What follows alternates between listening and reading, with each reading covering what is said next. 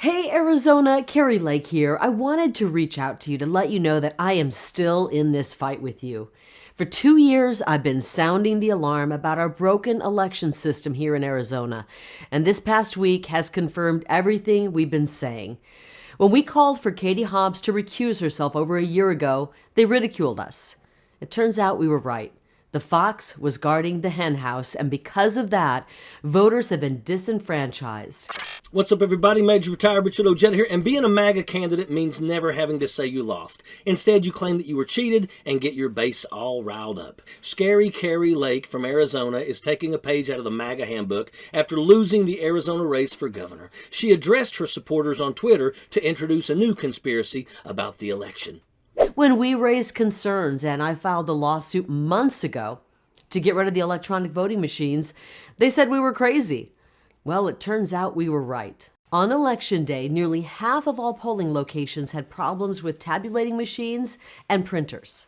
Malfunctioning tabulation machines forced voters to wait in line for hours to exercise their sacred right to vote. In her Twitter statement, Lake points out that the lines were too long and alleged that electronic voting machines had malfunctioned. But get this, in Arizona, people can vote by mail in advance. But Kari Lake told them not to, and instead to hand-deliver the ballots on Election Day, which caused long lines. This was 100% on Kari Lake.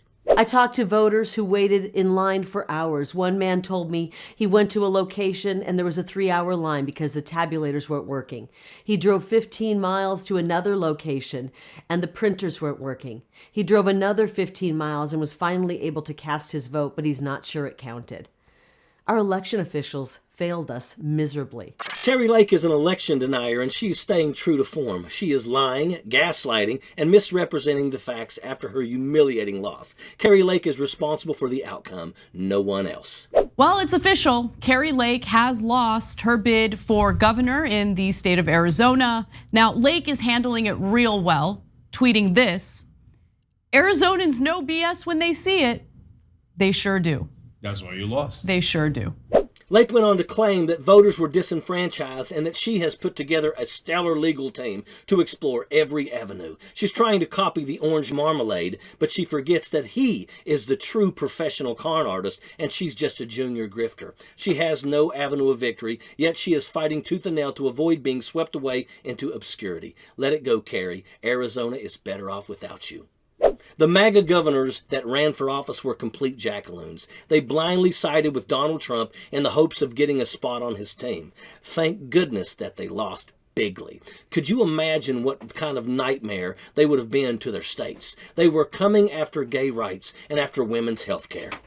Losing an election is a tough process. Candidates will have to put so much work into their campaigns and invest so much time that a loss can feel personal. But in any contest, there is a winner and a loser. And just because you lost doesn't give you the right to conjure up conspiracies to try and save face. Kari Lake, you lost, and you'll be remembered as a loser in one of the most important midterms of our time. By deflecting your responsibility to comply with a fair election, you want to be a spoiled brat. Unfortunately, your supporters don't see through your BS and will probably believe your conspiracy claims. But we should all remember that Kari Lake told her voters to wait to vote, where vote by mail is available.